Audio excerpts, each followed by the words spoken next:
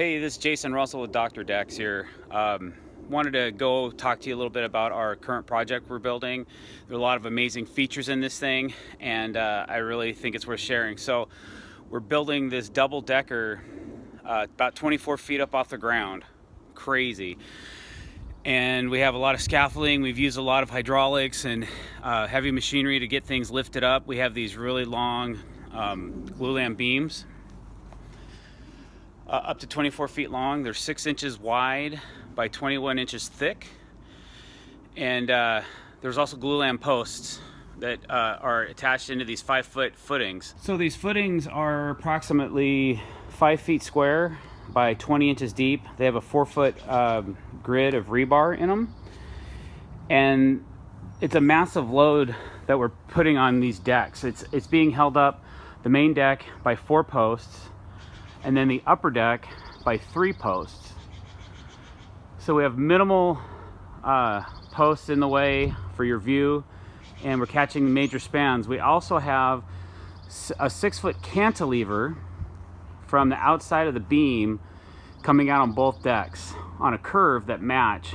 Every joists are all 2x12s, 12 inches on center, and they're doubled every 4 feet for stiffness to help with the curve of cantilever that's coming out so much. Probably one of the craziest things we did on this project is this steel beam, the steel girder. And you can kind of see it up there, the red. It's about 1,200 pounds, and it cantilevers 4 feet out past the edge of the post without any post support through the middle of the deck. So it's quite a neat feature. It was expensive, and it took a lot of time to set in place, and a lot of effort and work and engineering went into that. And I'll go upstairs and we'll get a better look at that. So we've used different equipment to lift materials up to the first, second, and third stories of this deck. And couldn't do it without the hydraulics, that's for sure. Also using these manual lifts that help hoist materials up. As you can see, there's a killer view. We're right on the lake. Mount Rainier's in the background. You can't really see it from here, but you can kind of get an idea of the curve of the deck.